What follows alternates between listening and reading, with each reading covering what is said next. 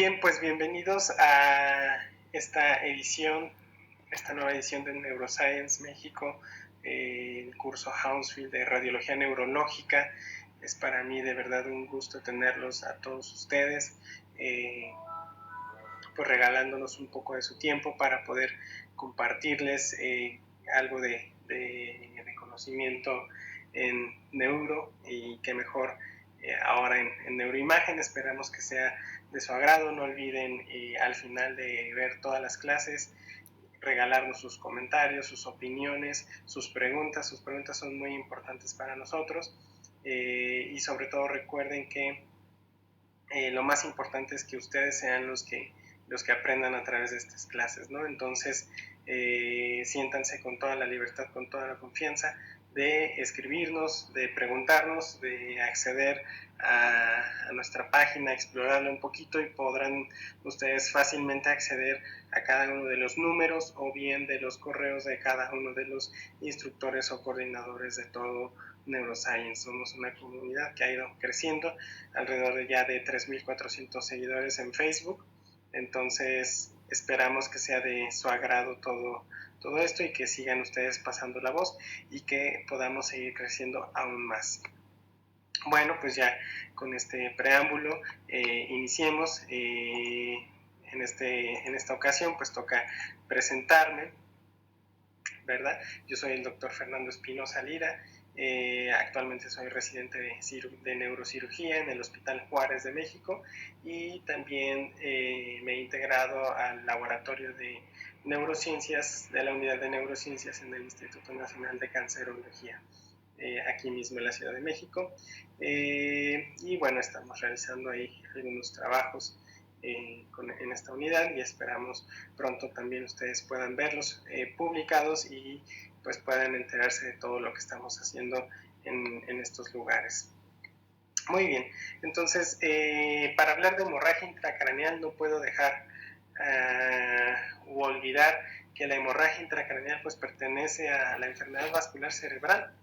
Y la enfermedad vascular cerebral, recordemos que no nada más son arterias o son venas, sino también puede ser que el vaso se rompa o que el vaso se ocluya, ¿no? Y eso nos dará cada uno de los diferentes subtipos de enfermedad vascular cerebral.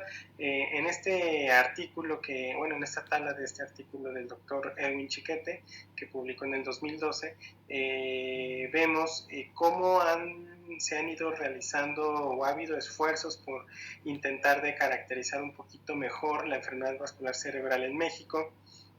Los dos estudios más importantes publicados hasta el momento, hasta el 2012, ahorita van a ver ustedes que afortunadamente hemos ido creciendo en información. Es este de aquí, el primero el RENAME-VASC, el segundo es el BASIT, liderado por el doctor Cantú, y conforme han ido avanzando los años, pues hemos podido aumentar y conocer un poquito mejor cómo es que se ha ido caracterizando la enfermedad vascular cerebral en México.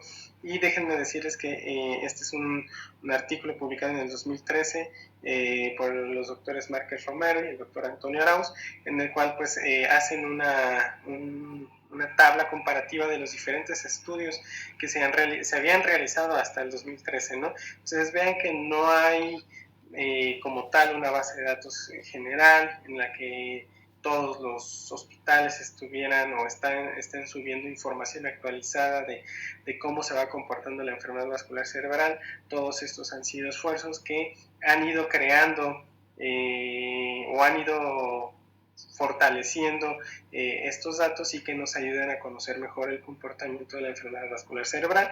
Y pues ven, aquí en el 2013 ya incluían el registro del doctor Arauz en esta tabla de 5,127 pacientes. Es el registro de pacientes que se lleva en la clínica de enfermedad vascular cerebral del Instituto Nacional de Neurología, a cargo del doctor Arauz. Y vean cómo ya para recientemente, en el 2018, pues se publica en la revista Frontiers in Neurology los subtipos de evento vascular cerebral en México, de acuerdo al registro del Instituto Nacional de Neurología. Un registro que debemos de tomar con mucha cautela, ya que pues no puede reflejar para nada el estado actual de la enfermedad vascular cerebral en el país, pero que sí nos ayuda a darnos una idea de más o menos cómo se va comportando la enfermedad, ¿no? Insisto, con cautela, ya que el Instituto de Neuro pues es un centro de referencia de tercer nivel, entonces no toda la enfermedad vascular cerebral o lo que sucede de forma más común se ve aquí, ¿no? De hecho, tenemos, en ese momento me encontraba yo ahí, y pues era una población importante de pacientes jóvenes, ¿no? Lo cual no es habitual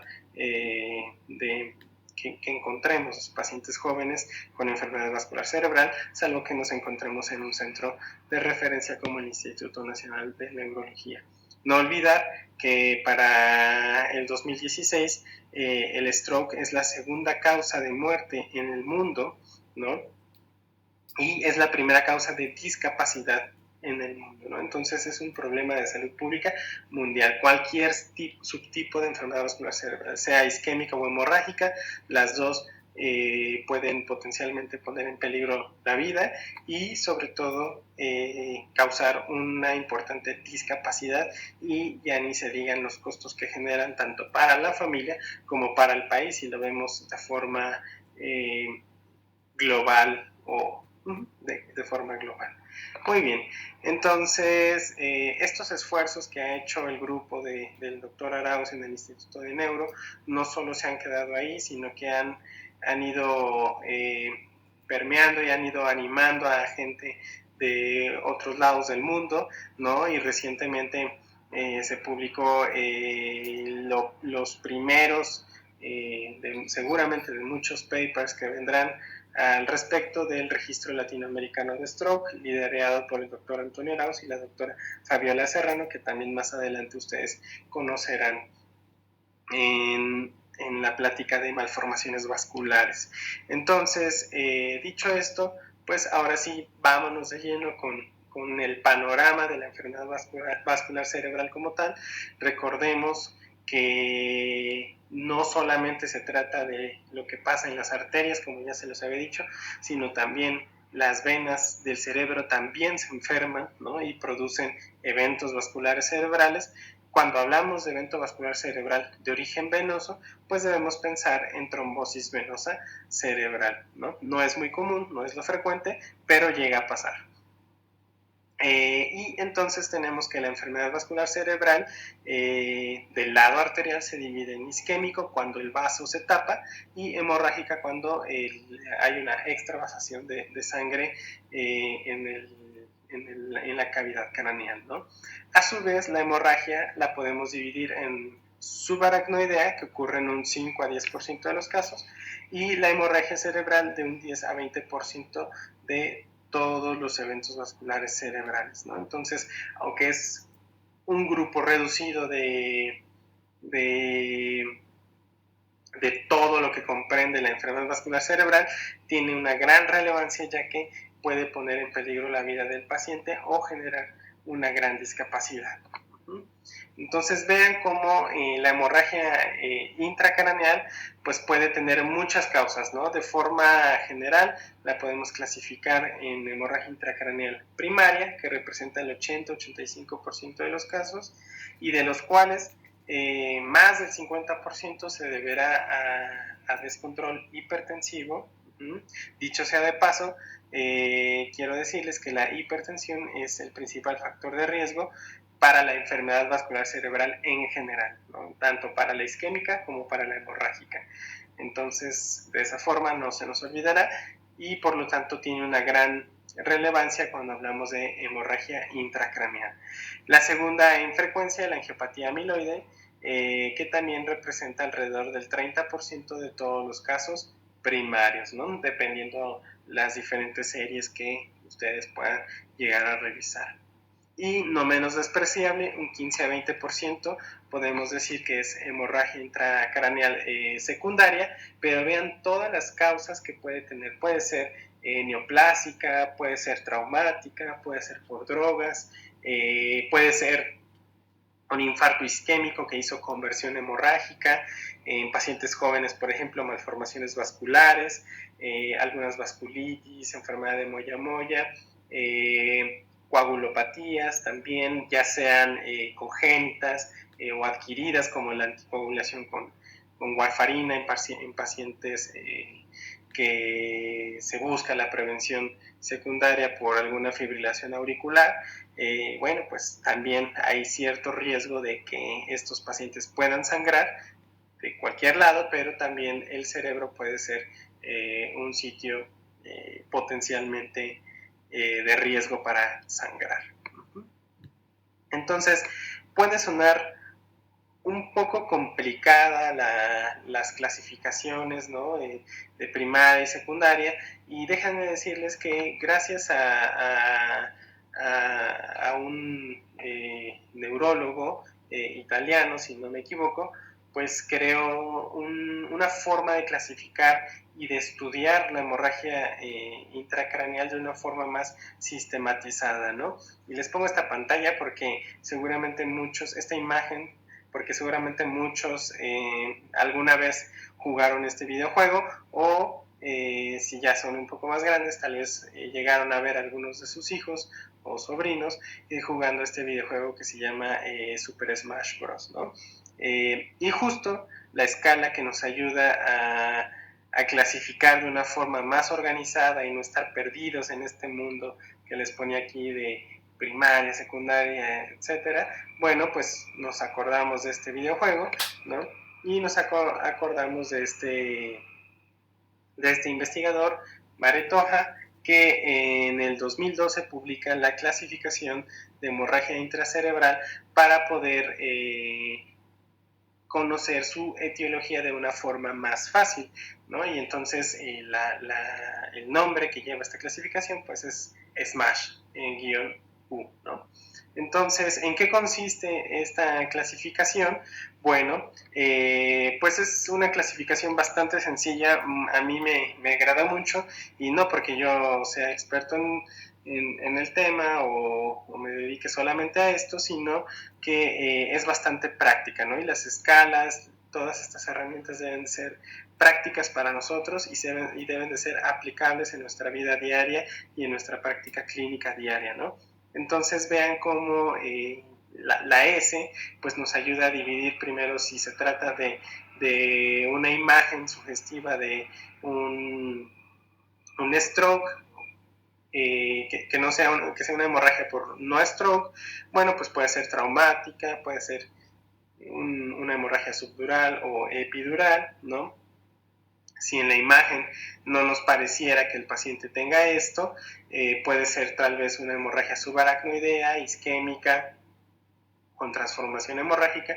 Entonces pues esta entrará aquí en este rubro de stroke, o bien si no es así, pues entonces continuamos con nuestra clasificación y entonces nos empezamos a preguntar si la hemorragia vendrá por alguna lesión estructural, vendrá por alguna enfermedad sistémica, por ejemplo, angiopatía amiloide, ¿no? En una hemorragia lobar, que más adelante ya veremos cuáles son las características específicas.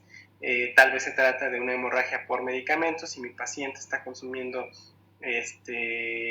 warfarina o algún anticoagulante de estos anticoagulantes orales directos, no apixaban, rivaroxaban. Bueno, pues tal vez esa sea la causa de la hemorragia de nuestros pacientes. O bien pensar en angiopatía amiloide, en aquellas hemorragias lobares de localización cortical o córtico-subcortical y que ocurre en mayores de 55 años, ¿no? Y la otra letra que considera es la H de hipertensión, pacientes que tienen sobre todo hemorragias profundas, o bien que ya hicimos un estudio, un abordaje completo de nuestro paciente y no le encontramos la causa, no se trata de una hemorragia stroke o no stroke por trauma, ¿no? No se trata de una hemorragia por alguna lesión estructural como malformaciones vasculares, no se trata de una enfermedad sistémica, no se trata de medicamentos, no es angiopatía amiloide, no es hipertenso en nuestro paciente, bueno, pues entrará en este rubro de indeterminado o criptogénico, y pues deberemos estar muy atentos con este tipo de pacientes, porque además de que esta escala nos ayuda a ser un poco más ordenados en nuestro abordaje de la etiología de la hemorragia de nuestros pacientes, también es una herramienta que nos ayuda a ver la mortalidad, ¿no? Y vean en esta curva de Kaplan-Meier cómo los pacientes que tuvieron lesión estructural en un seguimiento a 7 años, pues prácticamente no hay una mortalidad significativa. Sin embargo, conforme vamos bajando en estos escalones, ¿no?, por así decirlo, vemos que en segundo lugar está la causa indeterminada. Estos pacientes tienen una mortalidad, empiezan a aumentar su mortalidad conforme van pasando los años, y vean, aquellos pacientes que por alguna enfermedad sistémica o por medicación tuvieron alguna hemorragia, estos pacientes a lo largo del seguimiento tienen mayor riesgo de mortalidad, ¿no? Y esto fue significativo, y es por eso que esta escala nos puede ayudar tanto a determinar o organizar nuestro abordaje diagnóstico de etiología de nuestros pacientes, y también nos puede ayudar a predecir un pronóstico. Muy bien. Entonces, esa clasificación, SMASH, no se les olvide. Es stroke o no stroke mi paciente, tiene una lesión estructural, tiene una enfermedad sistémica, tiene medicación como anticoagulación, tiene angiopatía amiloide, o bien es un paciente que tiene hipertensión. Debemos estar muy atentos siempre con su seguimiento, porque pueden estar con riesgo de una mortalidad elevada estos pacientes en el seguimiento a 7 años. Bueno, pues otra forma también de clasificar la hemorragia, no solamente por su etiología o por su clasificación de primaria y secundaria, también es de acuerdo a la localización, ¿no? Entonces vamos a tener que las hemorragias que se encuentran entre la dura madre y la pía madre, pues serán hemorragias que se conocerán como subdurales. Tendremos también hemorragias epidurales que van a estar por arriba de la dura madre, ¿no? Hemorragias lobares, ¿no?, muy relacionadas con angiopatía amiloide.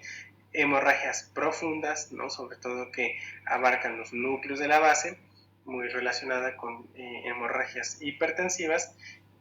Y bien, pues la combinación de estas, ¿no? Por ejemplo, hemorragias profundas que pueden llegar a irrumpir a los ventrículos, ¿no? Eso nos dará una hemorragia intraventricular, y que también el hecho de que esto coexista, una hemorragia profunda con irrupción intraventricular, bueno, pues nos habla de un pronóstico poco favorable para nuestro paciente.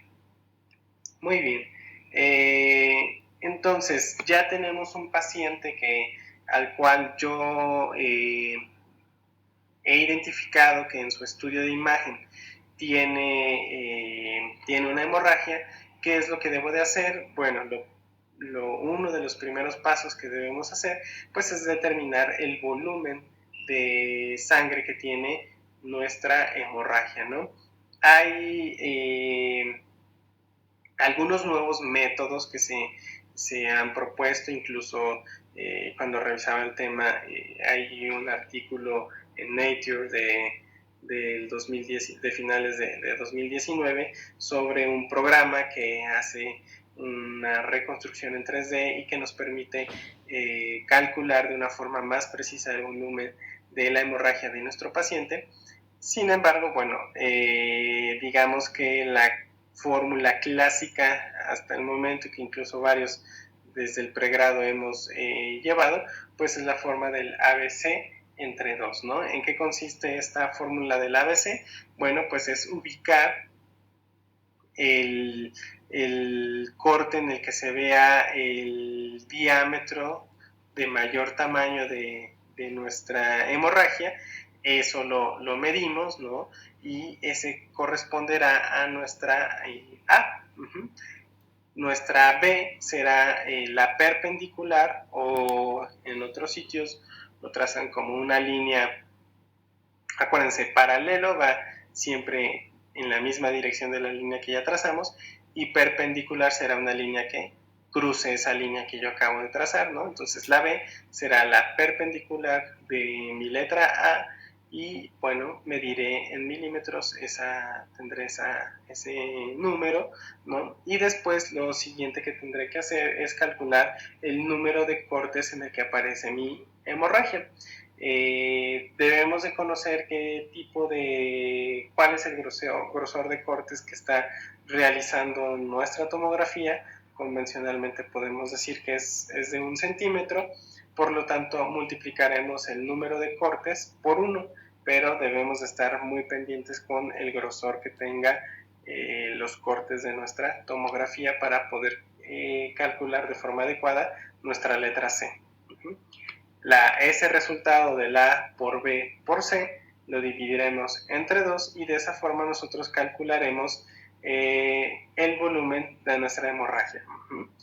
Como yo les decía, hay otros métodos que pueden ser un poco más complejos.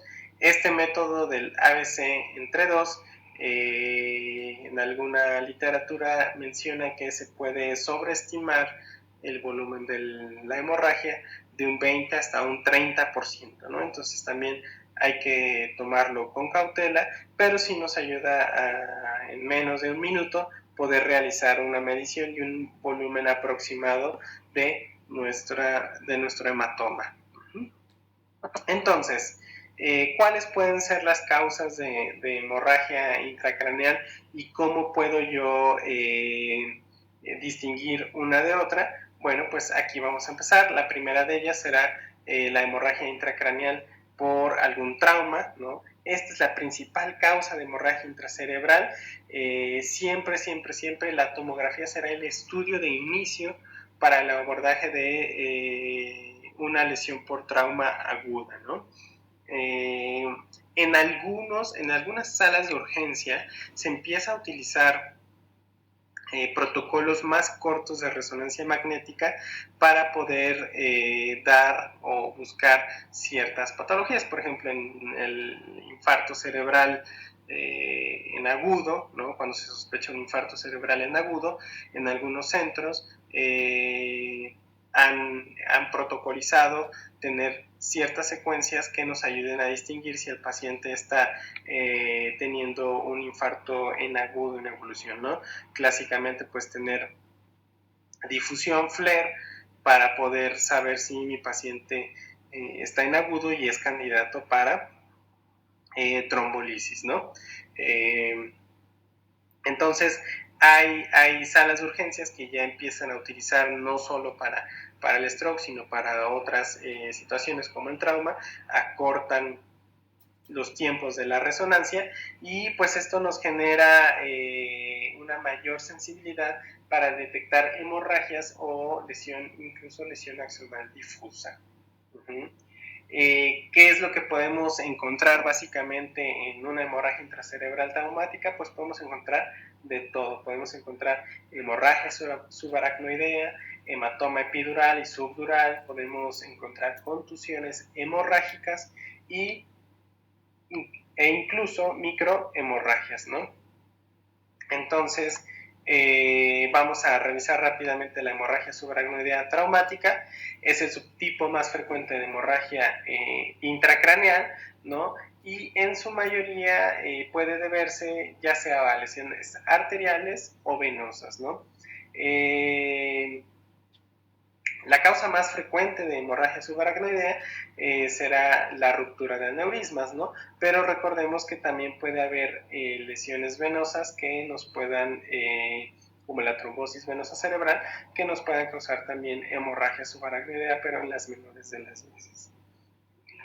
En la tomografía, ¿cómo podremos visualizar nosotros la hemorragia subaracnoidea?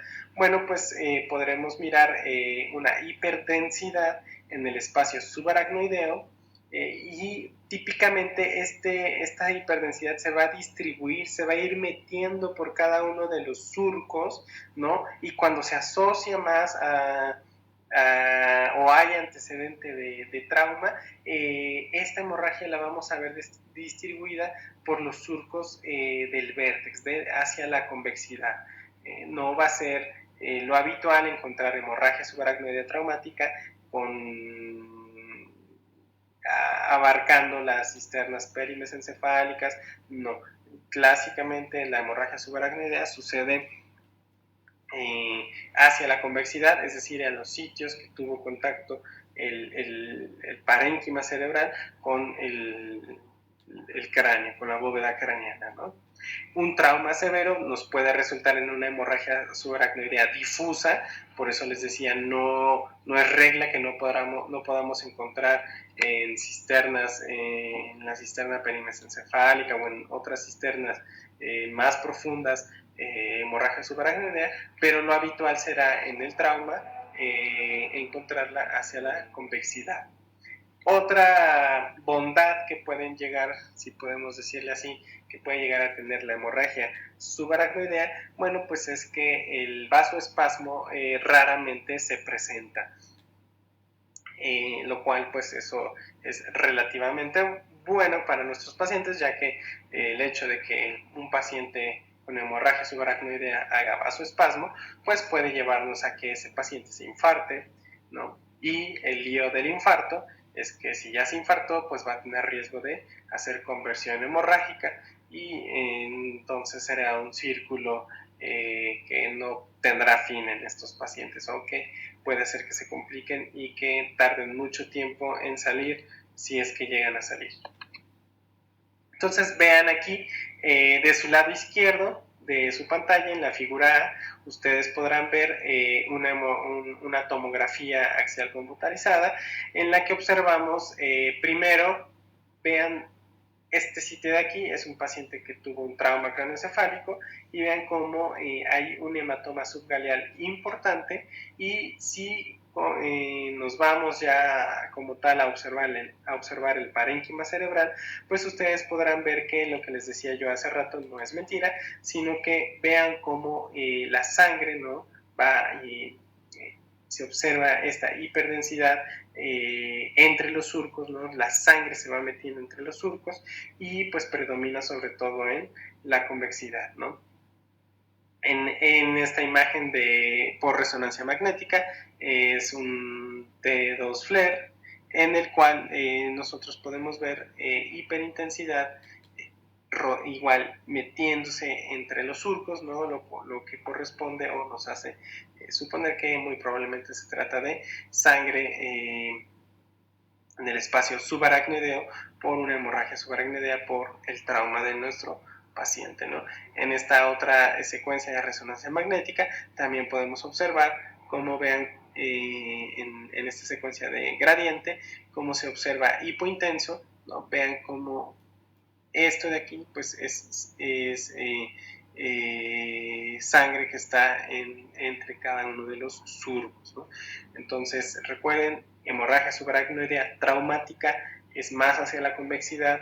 En la tomografía lo vemos hiperdenso, en la secuencia gradiente lo vemos hipointenso y en la secuencia de T2 lo podemos ver hiperintenso.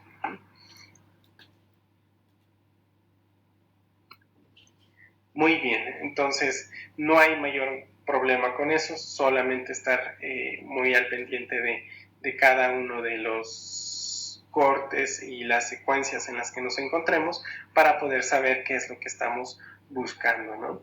Ahora vamos a ver rápidamente el hematoma epidural.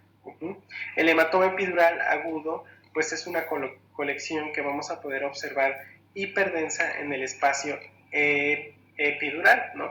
Este espacio se localiza, como ya se los había comentado, entre la tabla interna del cráneo y la dura madre, ¿no? Clásicamente lo describen los libros como un aspecto biconvexo, y vean ustedes cómo podemos observar en estas imágenes. Vean cómo en la C alcanzamos a ver este aspecto biconvexo, ¿no?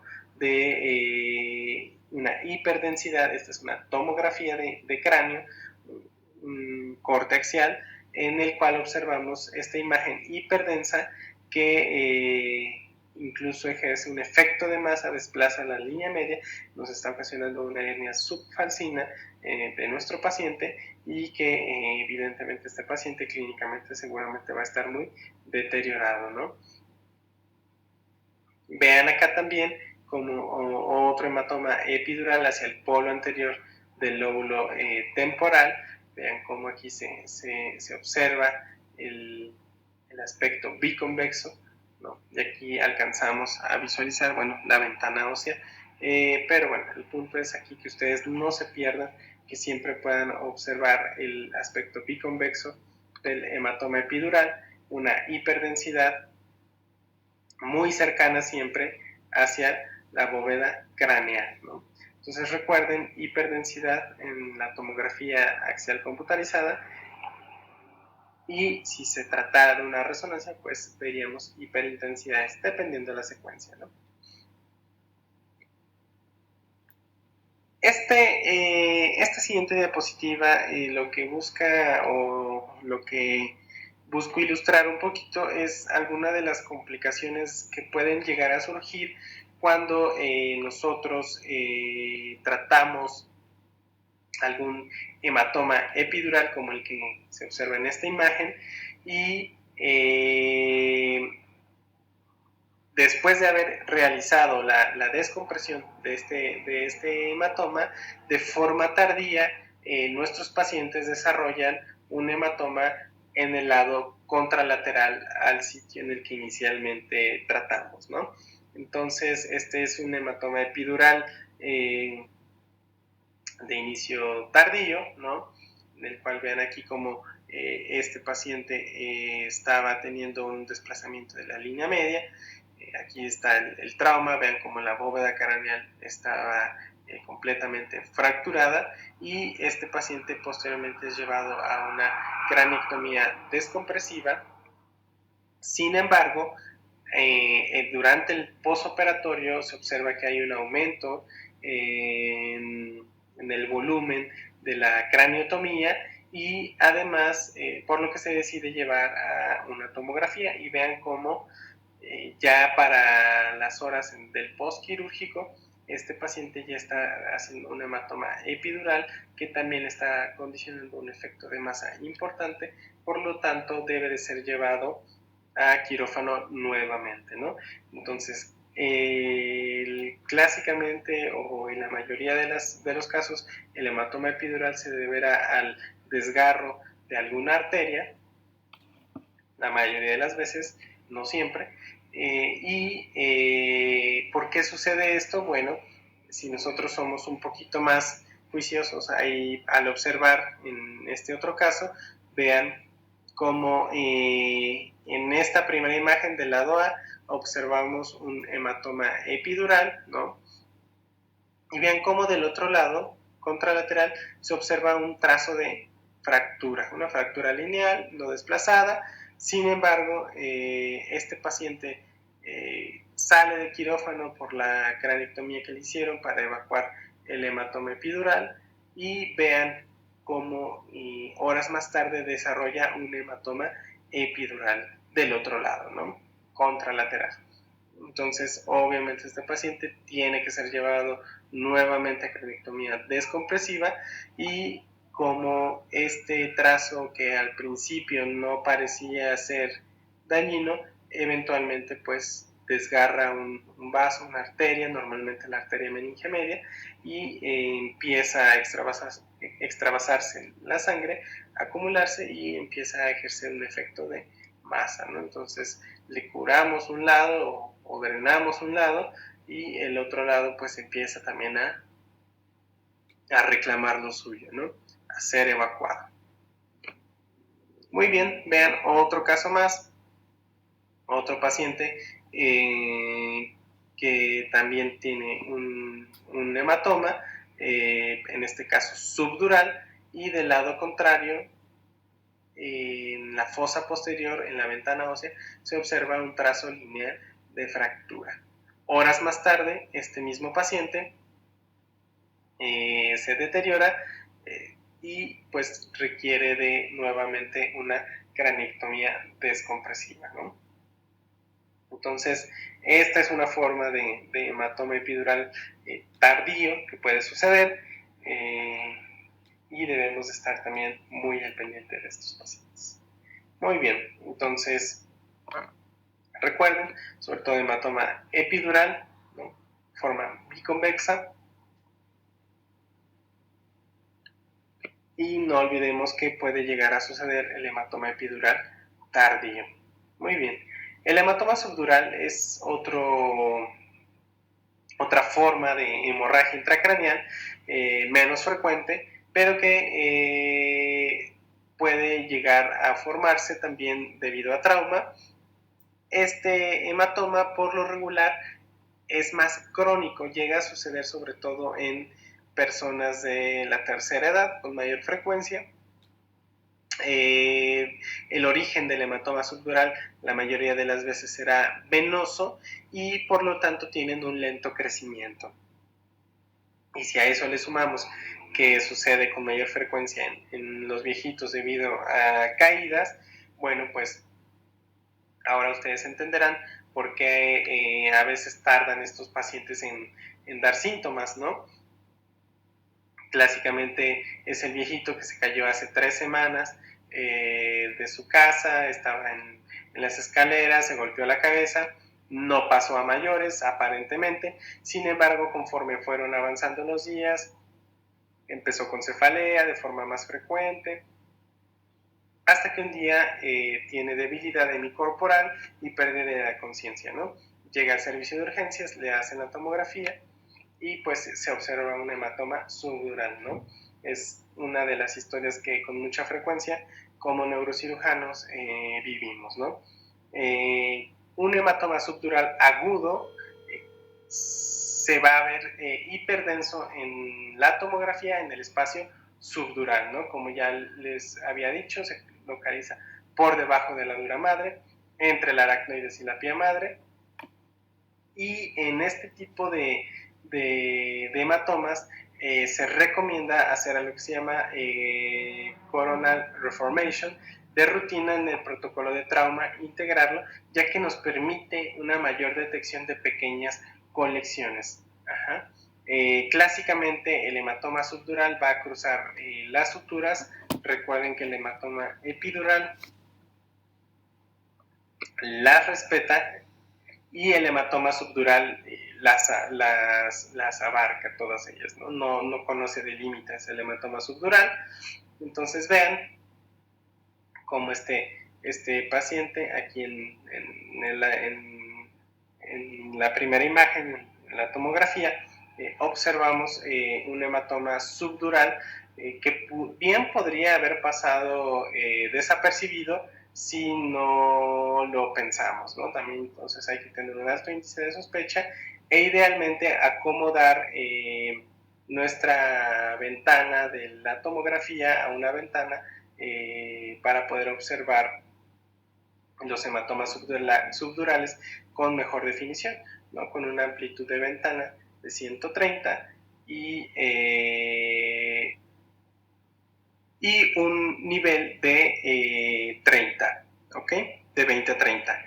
Muy bien, entonces vean cómo este hematoma subdural pueden llegar a ser bastante catastróficos también, al igual que los epidurales, aunque estos pueden llegar a tardar un poquito más, pero al final del día, vean, desplazan línea media, pueden estar ocasionando una hernia transfalcina, una hernia uncal y una herniación transtentorial, ¿no? Entonces, estos pacientes también deben de ser llevados inmediatamente o lo más pronto posible a una evacuación por neurocirugía para poder tratar de salvar la vida del paciente y que quede con las menores secuelas posibles.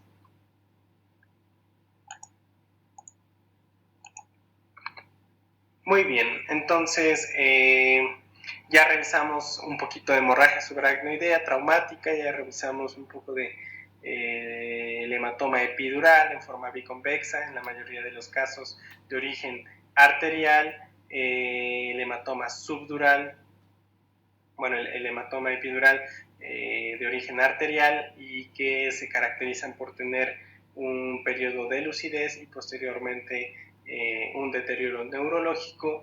El hematoma subdural, ahora sí, de origen en su mayoría de las veces venoso, de lento crecimiento, sobre todo viejitos que se cayeron hace un par de semanas, ¿no? Y que después de ese tiempo empiezan a tener cefalea y empiezan a progresar con síntomas neurológicos como datos de focalización, como hemiparesia o hemiplegia y posteriormente pérdida de la conciencia, ¿no?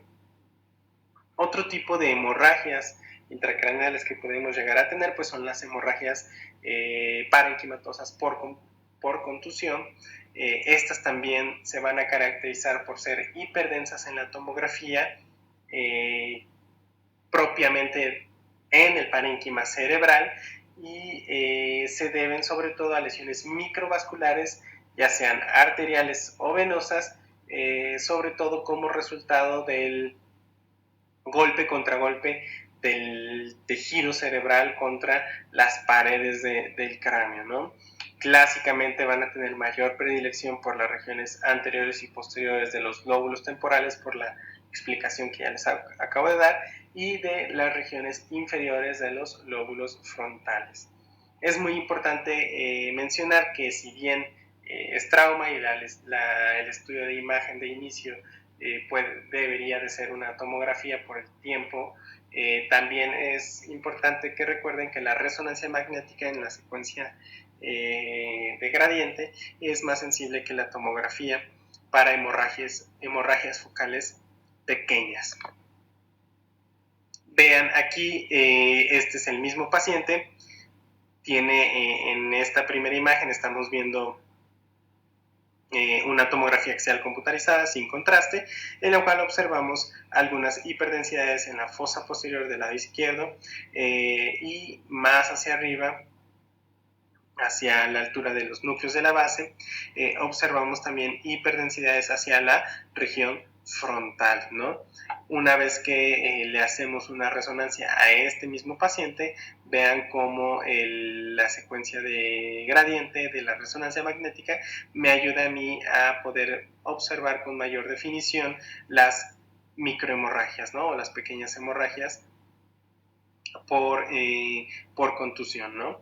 Vean aquí en fosa posterior, vean aquí comparado con la tomografía alcanzábamos a ver una pequeña hiperdensidad, sin embargo ya en la resonancia magnética, en la secuencia de gradiente, observamos una hipointensidad e incluso 3 hipointensidades que nos hablan de sangrado en fosa posterior, cosa que no hubiéramos podido observar en la tomografía.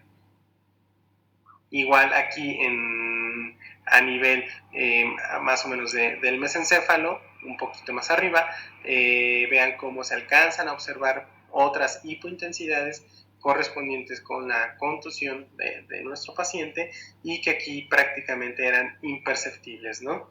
Y aquí más o menos igual al nivel de los núcleos de la base, pues podemos observar hipointensidades a nivel de la región frontal, ¿no?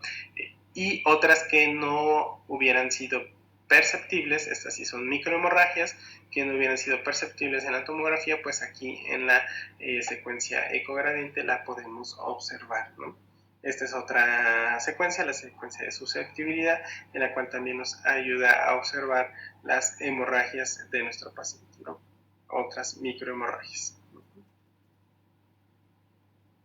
Este es otro paciente con trauma craneoencefálico, el cual se presenta, tenemos dos imágenes distintas, vean cómo las microhemorragias las hemorragias por contusión también pueden llegar a crecer, ¿no? Vean cómo aquí se observan solamente unas pequeñas hiperdensidades y horas más tarde este paciente hace deterioro, focaliza y se le decide tomar nuevamente una secuencia de imágenes por tomografía en la cual observamos ya un aumento del tamaño de estas contusiones hemorrágicas.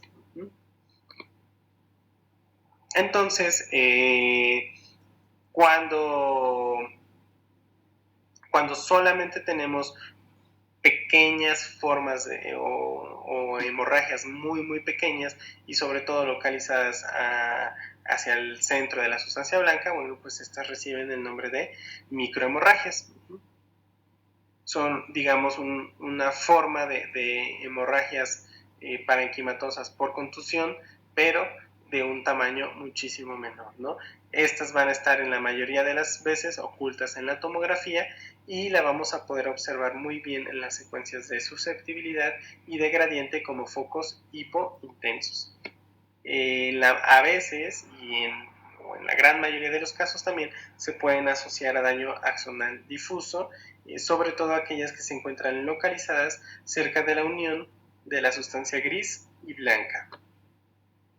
Misma imagen que acabábamos de ver y analizar de las hemorragias por contusión, pero ahora sí observen estas puntas de flecha que están señalando estas pequeñas hipointensidades en la secuencia de gradiente y en la secuencia de susceptibilidad.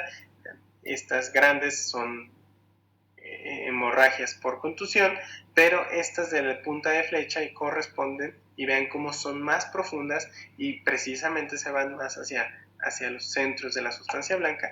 Bueno, estas son microhemorragias, ¿no? También que se pueden ver por trauma o en otro tipo de patologías como las que vamos a revisar en un momento más. Otro tipo de hemorragia que nosotros podemos llegar a encontrar intracraneal, ¿no? Son las hemorragias intraparenquimatosas ocasionadas por un descontrol hipertensivo, ¿no? Entonces, este tipo de hemorragias van a afectar a pacientes entre la sexta y séptima década de la vida y, como ya les había comentado antes, la mortalidad de estos pacientes al momento de la presentación de la hemorragia tiene de un 30 a un 50%, ¿no? Entonces, estos pacientes son pacientes neurocríticos que deben de recibir rápidamente una imagen pronta, ¿no? Un diagnóstico pronto por imagen, pero además también un manejo invasivo y eventualmente en la terapia intensiva, ¿no? Este tipo de hemorragias debidas a hipertensión clásicamente se localizan en los núcleos de la base, en el cerebelo o en el lóbulo occipital, ¿no? En pacientes jóvenes menores de 50 años deberemos considerar otras causas como neoplasias o malformaciones vasculares, que ya más adelante con la doctora Fabiola Serrano ustedes podrán observar e identificar con una mejor instrucción. Es muy importante que valoremos el tamaño. Ya les decía yo, si no contamos con alguna otra herramienta, pues con la tomografía y utilizando el ABC entre 2, debemos de valorar si hay irrupción o ha habido ya extensión intraventricular de la hemorragia, o bien si ha empezado a haber una expansión del hematoma en imágenes seriadas por deterioro del paciente. Todos y cada uno de estos de esto que acabo de mencionar, pues se asocia a un mal pronóstico de nuestros pacientes y a una mortalidad aún más elevada. Por lo tanto, el análisis de las imágenes debe de ser muy cuidadoso, ¿no? Y para eso se han descrito algunos signos que nos pueden llegar a ayudar a predecir si la hemorragia de nuestro paciente va a crecer e incluso prepararnos para que ese paciente en cualquier momento va a requerir ser llevado a descompresión o algún otro tipo de manejo por parte de neurocirugía o de los servicios que lo estén tratando, ¿no?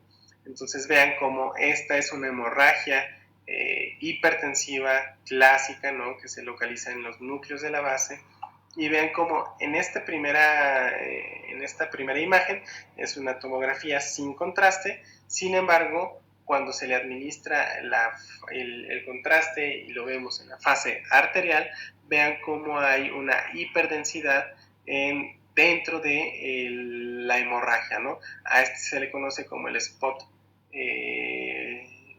sign, y este signo nos ayuda a predecir con mucha seguridad que este paciente va a tener una expansión del hematoma, ¿no? Aquí lo vemos, esta misma hiperdensidad, como se continúa aún en fase tardía, y bueno, este signo nos habla de que el paciente va a seguir creciendo su hemorragia y va a tener una mayor mortalidad, ¿no? Ya desde el 2010 lo sabíamos. Y para aquellos casos en los que ustedes digan, oye Fer, pero pues no hay forma de que yo tenga contraste, ¿cómo puedo saberlo? Bueno, recientemente en el 2017 se publicó este estudio en el cual este grupo de investigadores describen el signo del remolino, ¿no? ¿Y en qué consiste este signo del remolino? Bueno, en que nosotros en nuestra tomografía sin contraste observamos una hipointensidad en 2 o más cortes seguidos.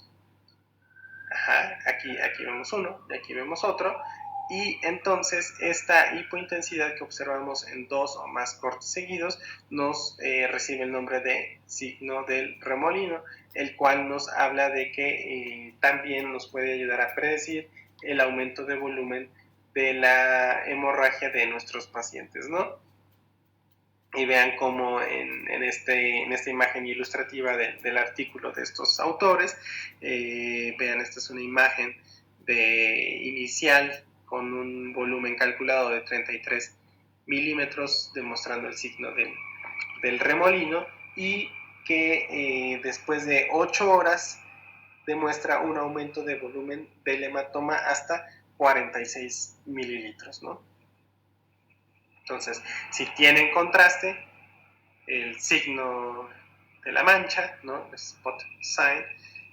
Y si no lo tienen, bueno, entonces será cosa de ser un poco más juiciosos a la hora de revisar nuestras imágenes, y si nosotros encontramos una hipointensidad dentro de la hiperintensidad de la hemorragia de nuestro paciente, bueno, puede ser una hipo o isodensidad en 2 o más cortes, pues a eso se trata sin duda alguna del signo del remolino, y debemos de estar muy al pendiente de estos pacientes porque muy probablemente ese hematoma va a seguir creciendo.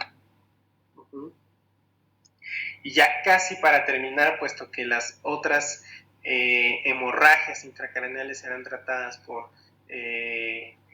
o serán revisadas por la doctora Fabiola, la siguiente hemorragia que me gustaría revisar con ustedes es la hemorragia por angiopatía amiloide, ¿no? ¿Qué es la angiopatía amiloide? Seguramente les suena familiar la angiopatía amiloide, el término amiloide. Bueno, pues el amiloide pues es una forma de amiloidosis, ¿no? El depósito del péptido amiloide beta en el interior de las paredes de las arterias, ¿no? Entonces es una forma de amiloidosis, ¿no? Hay amiloidosis localizadas, por ejemplo, la enfermedad de Alzheimer es un ejemplo muy bueno de una amiloidosis localizada, ¿no? Podemos tener amiloidosis sistémicas, a lo mejor por mieloma múltiple, ¿no? O podemos tener una amiloidosis localizada específicamente a las paredes de los vasos, ¿no? Y este tipo de amiloidosis recibirá el nombre de angiopatía amiloide. Y entonces surge la pregunta, bueno, ¿cómo puedo yo saber que mi hemorragia es más por angiopatía amiloide que por o que sea una hemorragia hipertensiva, ¿no? Bueno, pues tiene sus características también que nos ayudan a darnos una idea de que muy probablemente la hemorragia con la que nos estamos enfrentando sea por angiopatía amiloide y no por un descontrol hipertensivo, ¿no? ¿Cuáles son estas características que me pueden ayudar? Bueno, pues es que normalmente las hemorragias por angiopatía amiloide ocurren en mayores de 60 años, son hemorragias lobares, y son hemorragias que no van a estar confinadas a un solo territorio vascular, ¿no?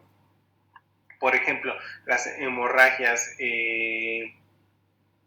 hipertensivas, como esta de aquí, vean, esta es profunda, ¿no? Esta es clásicamente hipertensiva. Sin embargo, una hemorragia lobar, ahorita la vamos a ver.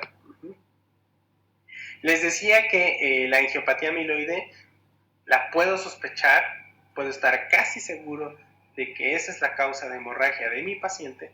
Sin embargo, el diagnóstico definitivo es la histopatología. Lo mismo con la enfermedad de Alzheimer, ¿no? El diagnóstico va a ser histopatológico.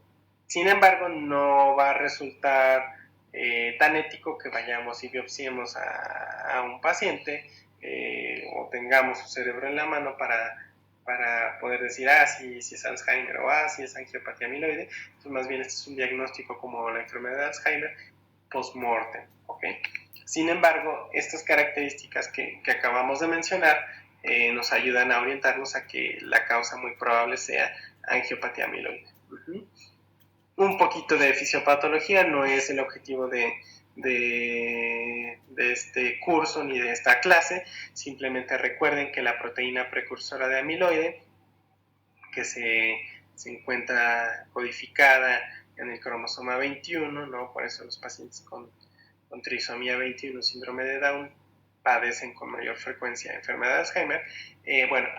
Esta proteína precursora de amiloide va a ser cortada por una beta y una gamma secretasa. Esta acción de estas secretasas va a hacer que se formen péptidos amiloides de 42 o de 40 aminoácidos, y estos péptidos amiloides van a ir a depositarse a las paredes de los vasos, y por una interacción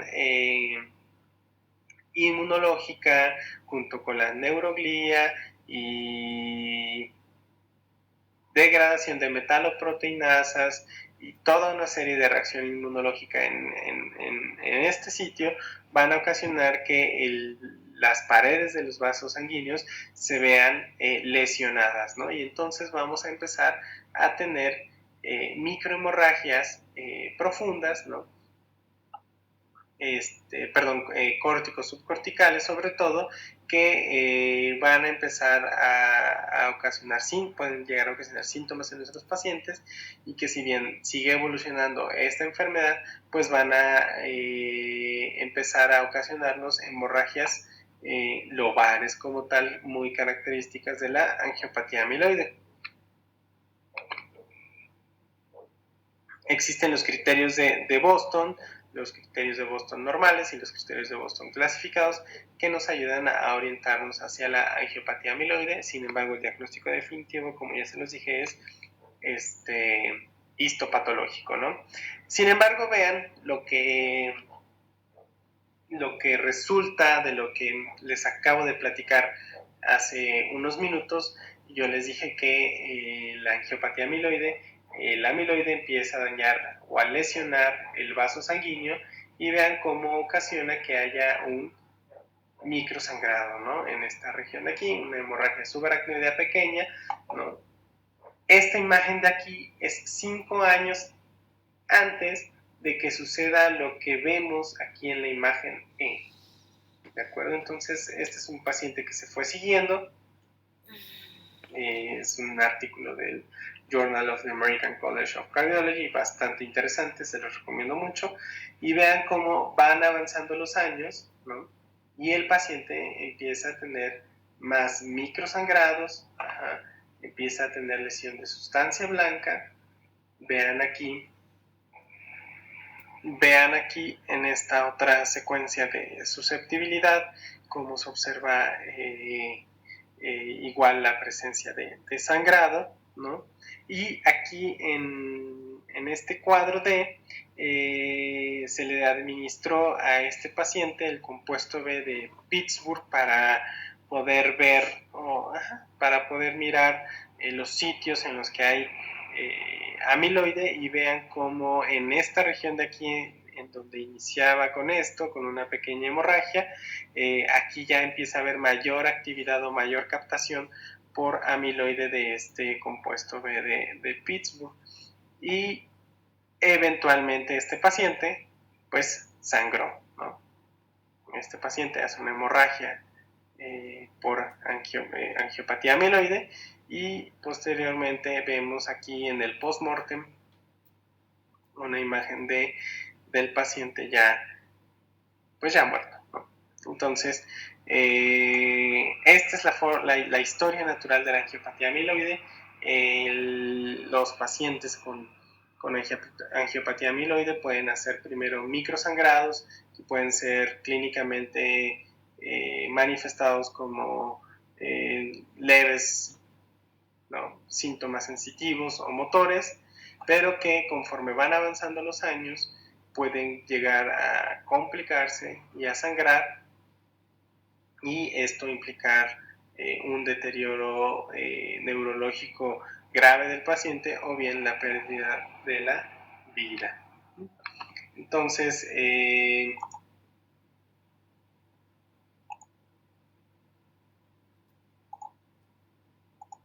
continuando con la plática, pues ha llegado el punto en el que aquí les presento a muchas de las personas que me han acompañado a lo largo de este camino.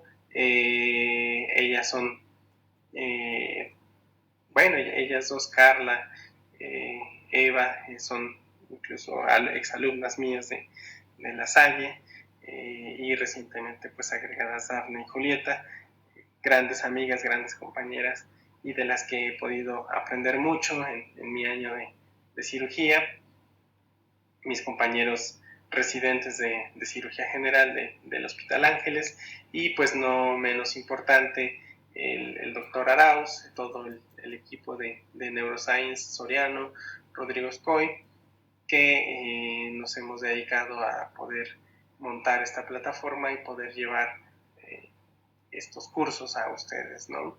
Y no dejo de presentarles a dos personas muy importantes, dos maestros míos que igual han cambiado mi vida, que me han ayudado a ser un mejor profesional y mejor persona, la doctora Peralta y el doctor Marx.